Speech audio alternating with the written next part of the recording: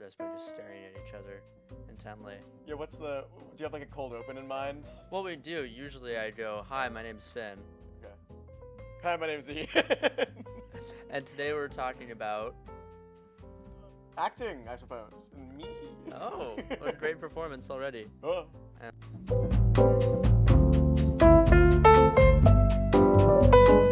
We'll talk about other things too, I guess. Okay. But hi, thank you for being here. Yeah, thank you so much for having me. I think a lot of the people that I've had on the show, maybe besides Anna Polina, are definitely people that I am good friends with. Mm-hmm. But you and I have been friends I've known each other for a while. Yes. You are one of the first people I met at Western, actually. I don't know that I knew that. Yeah. Oh my well, gosh. not counting the COVID year, because I was all online for 2020, 2021, and I met a few people online that I would play like Sea of Thieves with. They're still my friends. They're great, awesome people, and I'm friends with them in real life now. But I think you were the first person, because I remember exactly how we met. I was raised. I was not raised Jewish. I always knew that I was Jewish. Like it was something we talked about in our family, but I never like went to services or really got involved in the community. And in Red Square at the info fair, I was walking around, and I was stopped by Rabbi Avremi from Chabad, and he was like, did the whole spiel, and gave me like a little pamphlet of like the upcoming events, and there was Shabbat dinners. Mm-hmm. The first Shabbat dinner I didn't go to because I almost went, and I got like really nervous, and I didn't go.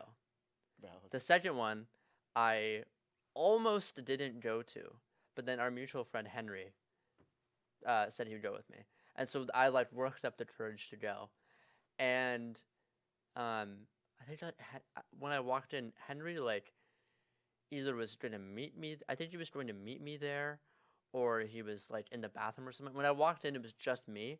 Mm-hmm. I walked in, and you were like on the other side of the room, and then everyone else was down davening.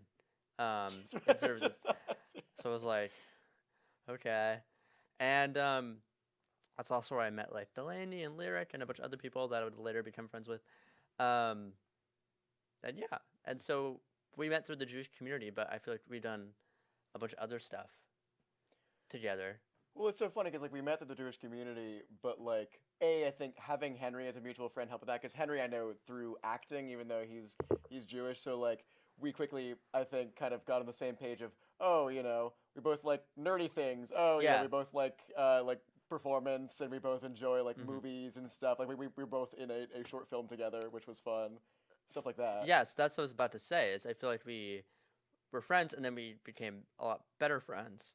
About a year later, we were both in the short film Heart by Maeve Hauser, who is one of my best friends in the entire world. You should go check out her stuff, especially Heart, but also some writing. Just search up Maeve Hauser on Google, and you'll find stuff. Maeve G. Hauser, I should say, and you'll probably find stuff she's worked on. But we were both in Heart, and we actually never shared a scene together. No. But we were both in the movie. It's implied that I killed you. Yes. And there is a scene where I breathe. I do heavy, creepy breathing while you're freaking out. But that's the closest we got to actual contact. Yeah. So I think I have a question about Heart that we'll get to in a minute. But I feel like we can go into. Well, I think it's all going to center around acting. I don't know how we'll be able to get away from that. Did acting? So you're econ and acting double major, but that's correct. Did like Western's theater program? Was that like something enticing that you like made you want to go here? Because you're from Seattle. Where specifically in Seattle again? So I say I'm from Seattle to people who aren't from Seattle, because all of my friends who are from the city Seattle, when I say, "Oh, I'm from Seattle," and they say, "Oh, what part?" And I say, "Well, I'm from the east side. I grew up in the Sammamish Redmond area." Everyone gets mad at me because I'm not from Seattle. That's Uh, yeah, I don't know. but I'm from the East Side, Sammamish Redmond area. But yeah, like I spent a lot of time in Seattle. My dad lives there now. Yeah. Um, what was the question again? Oh, just like did the theater program at Western, like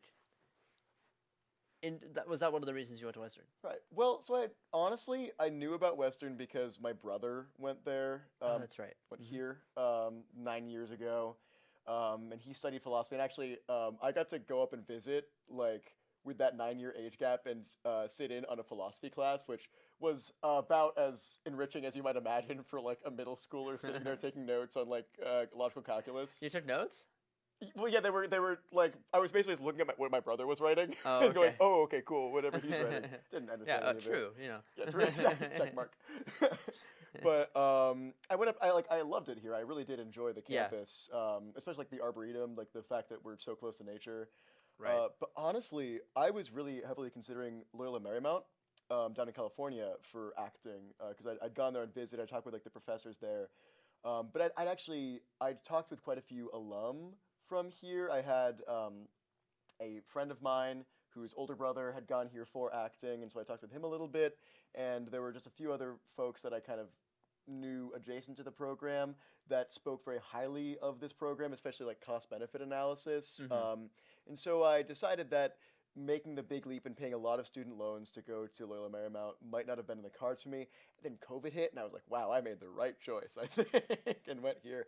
And then I actually just, funnily enough, yesterday went to my old high school to talk about the benefits of our acting program here. Oh, whoa. So like at this point, I feel pretty confident that like I made a good decision because like we Yeah. learn a lot of stuff that uh, places will do in like graduate work instead of undergraduate work. We learn a lot of that here, which is cool. Oh, sick. Yeah. That's cool. So you're graduating like really soon. Yep. Which sorry to remind you, but that's cool. So you want to what kind of acting are you hoping to do in the long term? I mean, I would love to work, like, honestly, in the arts is just, that's kind of my broad goal. Sure. Specific, wildest dream, I would love to be able to do, like, theater acting Mm-hmm. professionally. I mean, that's been kind of what I've been training for here. It's not as much, like, screen stuff, even though we've shared the screen together, Right. ostensibly. Yeah.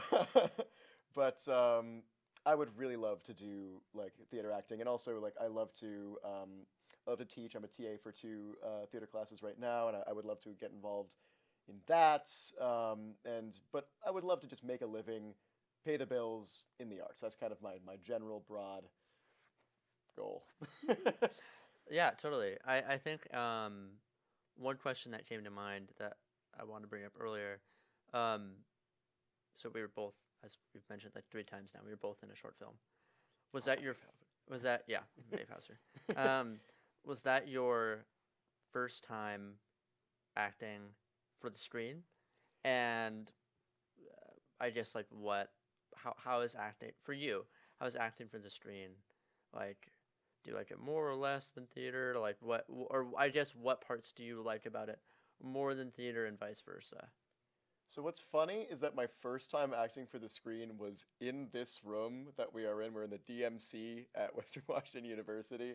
It was in this room for two DMC employees, and actually three DMC employees. One of them being our other mutual friend, Leah Berkowitz, Leah Berkowitz. who was filming the whole thing. And it was this like uh, ARG slash web series called Quiet on Set, which is on YouTube. Hmm.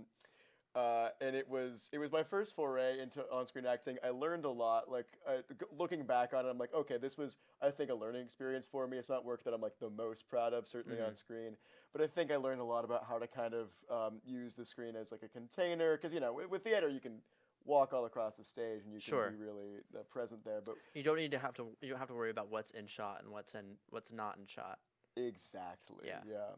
But I gotta say, doing Heart was really transformative for me because Hmm. like this project was really interesting and it was really beautifully shot too. But there was something about Heart. I think it's because I love horror.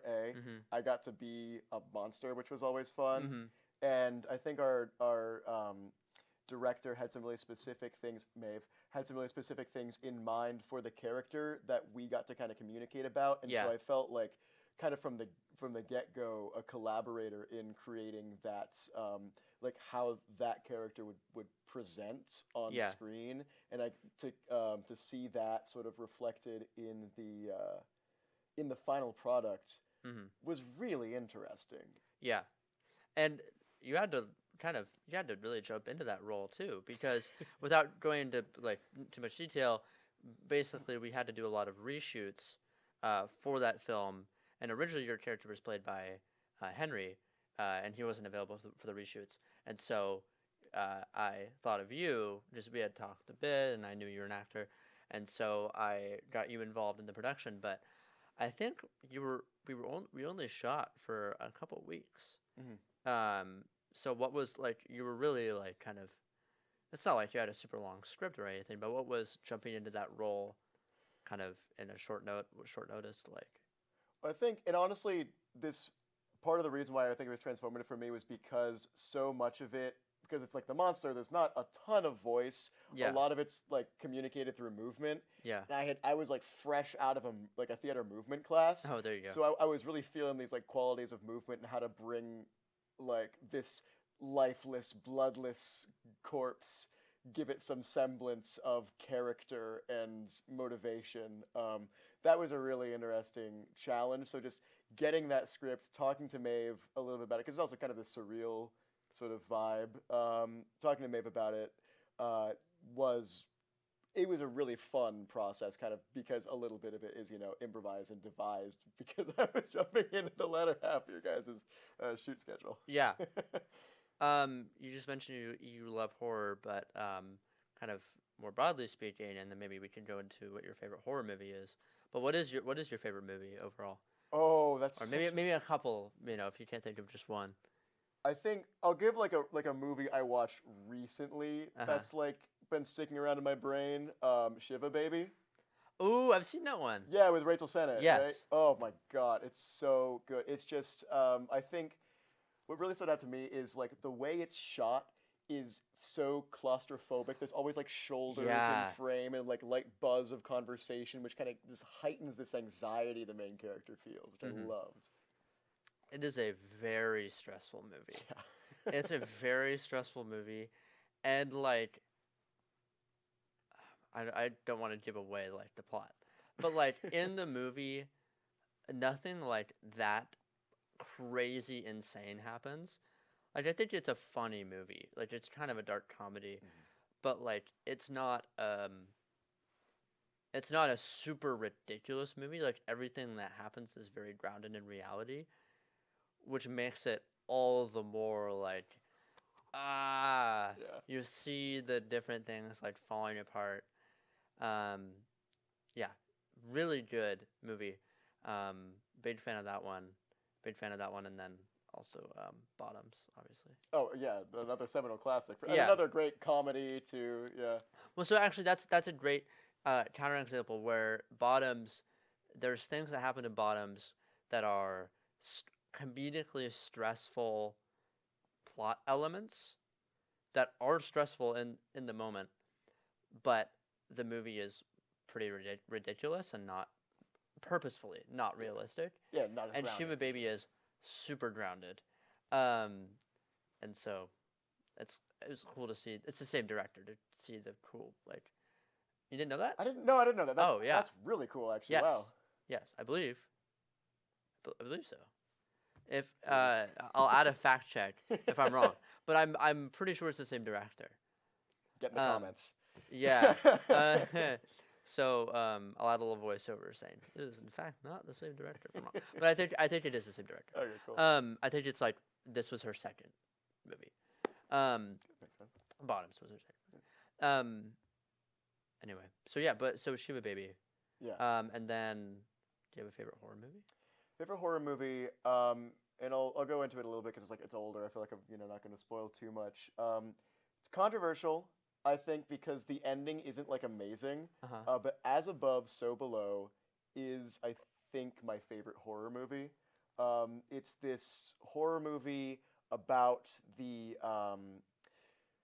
it centers around the French catacombs and finding the Philosopher's Stone Mm. in the catacombs and like this expedition to do so, and it involves these real. It's found footage horror, which is my favorite, and it involves these really intense, prolonged shots, kind of through that medium, um, where that I guess what I'm saying is the medium allows for some really intense horror, and the setting too. These claustrophobic catacombs with these this diverse, or it's not a diverse set of characters, but this specific set of characters that each kind of have their own interactions with the catacombs, their own specific point of view in the catacombs.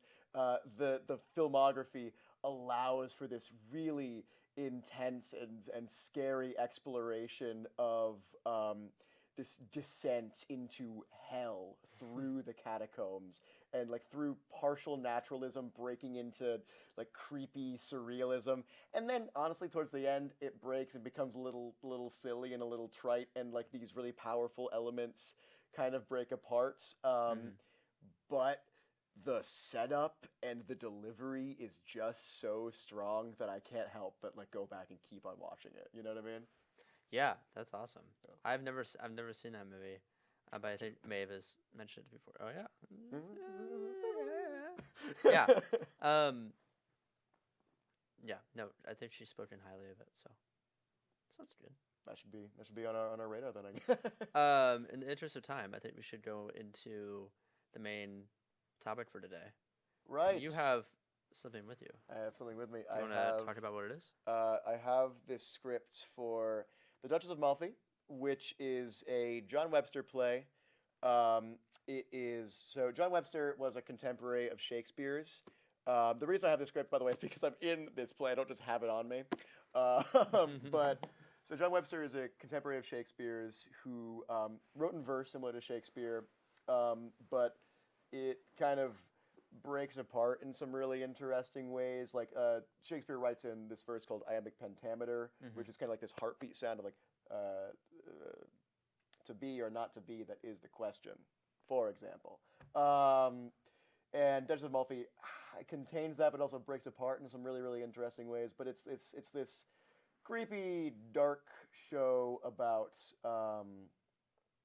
a Duchess of Malfi, who is a relatively recent widow, and her two brothers, the Cardinal, whom I play, and the Duke, Ferdinand. Is this in Italy? I'm assuming. This is in Italy. It's Yeah, set in yeah. Italy. It's based off of real events as well. Oh, okay. So Um, what?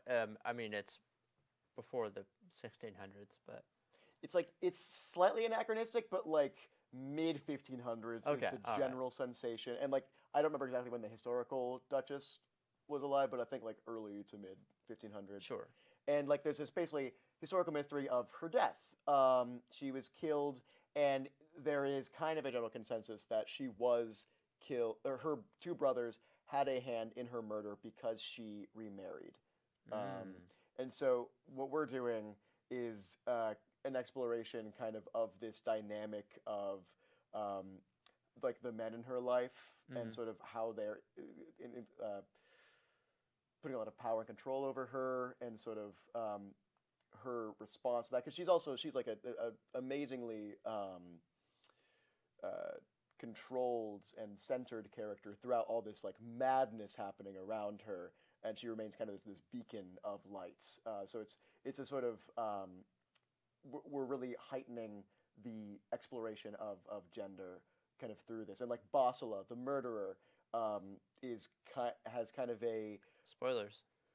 well, it's historical. Maybe we can cut it out. I don't know. But go read a history book. Uh, but I guess the one of the central characters kind of has Sure. this interplay of how they present their gender to like the more masculine characters like myself and like Mm-hmm. my brother Ferdinand, and the more feminine characters like the Duchess. So is that something that this your theater crew is kind of exploring or inserting, or is that something that's um, already present in the text, or a little bit of both, or There's certainly like play with gender in the text to some capacity, but Basila is played by is played by a woman in Mhm. our version, but it generally is played by a man. And so Mhm. we are definitely playing with gender, and like our Sure. costumers really involved in really passionate about kind of removing certain aspects of like how gender presents traditionally Hmm. from costuming and kind of heightening certain other aspects to really create in some senses, a genderless space, and then in other senses, a very like high, like a lot of the characters have somewhat gender neutral like tones and costuming, Mhm. and then the Duchess and two other characters are presenting with like dresses and corsets and very high femme makeup to really accentuate these aspects. Mhm. It's a really interesting production. I'm super excited to do it. I'm super excited to work with the language a little bit. I'm very Yeah. passionate about it. So the way gender is being portrayed in the production is like very intentional, in service to um, the the plot and the, well, not just the plot, but like the things you're trying to explore. Yeah. Exactly, and the plot for sure Sure. because of like the Duchess's relationship with these characters, and then later, open a history book after the Duchess dies. Also, Bosla the murderer, and the other characters too. Like there's a character named Julia, who I'm not going to spoil the whole thing, but like there are other characters Sure. who kind of There have are this elements interaction. that are played with. Yeah. Yes, yeah, Tell me about your character, the Cardinal. Cardinal. It's been a really interesting thing to explore because it's like it's the first time it is. Oh, it's not the first time I played a villain.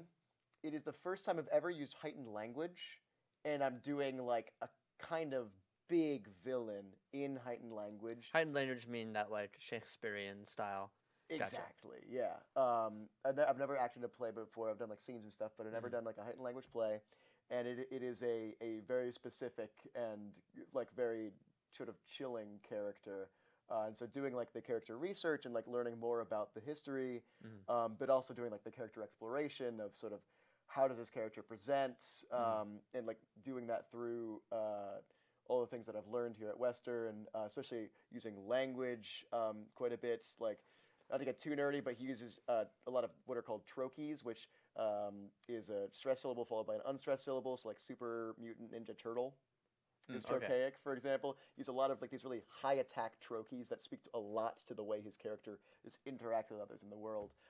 Been really interesting to explore, and I'm trying to like sort of, you know, build the villain character, make him real Hmm. while still making him a bad dude.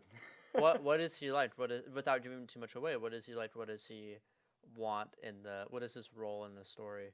I know he's one of her brothers, Mhm. so there's kind of an antagonism there. I mean, he's a cardinal. There's obviously religious connotations to that, but So, like historically, and this doesn't really present in the play, but I do think it's quite interesting.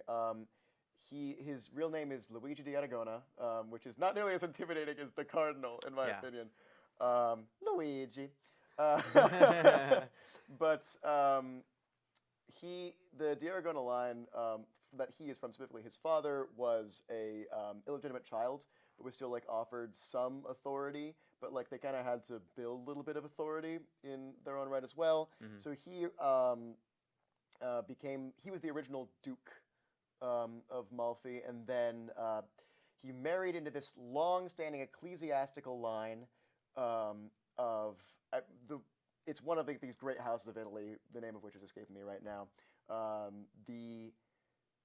Then his wife dies. I think the circumstances are pretty clear cut, but I don't know. Who knows what happened? And then from there, he cedes the title to his younger brother, and he himself, because he's no longer married, he can sort of join the ecclesiastical order I see. and ascends very quickly through the ecclesiastical order. In the play, they mention that it's through like a bribery and deceit. Quite a bit, but like he rises very quickly because the ecclesiastical order back in the day, it's like, oh, a lot of the people that can read and like have like money and power You get a work. promotion. Yeah, exactly. They work there. And so in real life, he became, I forget the exact term of it, but like essentially the right hand of the Pope. Like he became very Oh wow. powerful Okay. in the ecclesiastic order. And so the cardinal, being a corrupt member of this order, is he's very interested in power and influence, and so his sister remarrying would kind of diminish the family's influence to some degree and their power, and Mm, especially like him not having any control or authority over who she marries would mean a lot for their family name. yeah. And so he's kind of searching for power over a lot of other characters. He also has this kind of lecherous relationship with another character, Julia, in which he, despite her being married to a dude named Castruccio, fun fact, Castruccio means castrated. And so it's this sort of this play on the cardinal kind of exerting his power over both Castruccio and Julia by keeping Mm, this not extremely well kept secret, but this secret relationship between he's a cardinal too. That's sort of not yeah. very not very kosher, No, as not at it all. were. But it's it's this sort of he has a lot of different ways in which he exerts power over the characters, and also throughout the course of play, thankfully, that power kind of starts to diminish, and he starts to kind of go all cuckoo because of that. Yeah. So I remember you talking about this, preparing for this play like a while ago, like a couple of months ago. How long has the like when did I guess like rehearsals and production start? Because it's in June is Mm-hmm. when you're performing. So how long have you been working on this? So we got the scripts like really early. Like I want to say in March or February, um, but we've only started rehearsals this past week. Oh, okay. So like the reason is because like it's heightened language, like exploring that, especially I've never done a heightened language play before. I know a lot of my peers also haven't. Mm. Exploring it is like it takes a hot minute. There's a Um, lot of training you had to do. yeah, and even just like like doing what's called scansion, where we scan it, we go, okay, it's written in iambic pentameter, ostensibly, although it gets kind of nuts towards the end. Like what are breaking it down into those like lines and feet. Mm. You know what I mean? Yeah, definitely. Um, where can um where can people get tickets? When is it happening, and when and where can people Uh see oh. it? Oh man, I think it's the first weekend of June. I think it's June 6th. I want to say through Hmm. like 8th. Although we can do the fact check thing above my head maybe. Uh,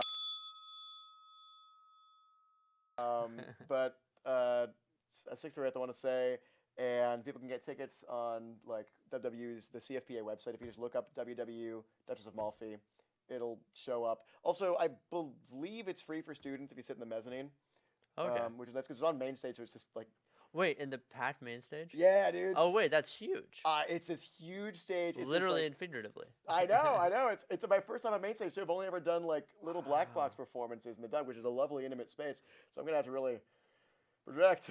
Yeah. Wow. Okay. So how big is the cast? How many people are? I think it's like probably 12 or so folks. It's We pretty have solid. it's pretty solid. Yeah, Yeah. maybe a little bit less. Don't quote me on it. Yeah, But and you just got done performing another play. It's a much smaller cast, but yeah, four-hander. Yeah, yeah, but what was very briefly like what was that experience like? it was fun. It was called The Cake. It's a play about a uh, this kind of interaction between a like very traditionalist, very religiously conservative couple from North Carolina Mm. interacting with a family friend and her new fiance, soon to be wife, and the kind of uh, interaction and the sort of disparity between these two groups as the conservative couple struggles to reconcile with the other couple. I played the conservative husband, Tim.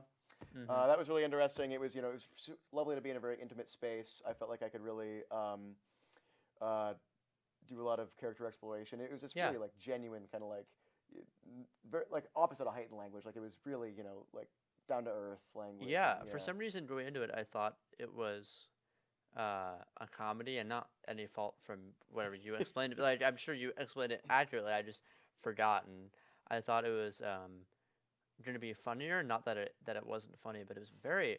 I mean, it was a really just great exploration of these four people and their really real thoughts and feelings and interactions. So it was really great performance. Yeah. Right as we wrap up here, what is something you're looking forward to? And you can't say Duchess.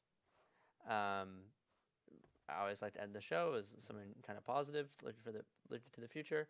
So besides performing in Duchess of Malfi, what's something that you're looking forward to? Maybe something that we haven't talked about, or something that we have. But Well, we were just kind of talking before we started rolling. I'm about to graduate, and like there's sort of this whole next phase of my life. But honestly, what I'm really looking forward to is the solid like 3 month of time that I get of the summer, where I get to kind mm-hmm. of like be around all of these wonderful, wonderful people that I've met in Mm-hmm. college, and like really kind of soak up that time with them Mm-hmm.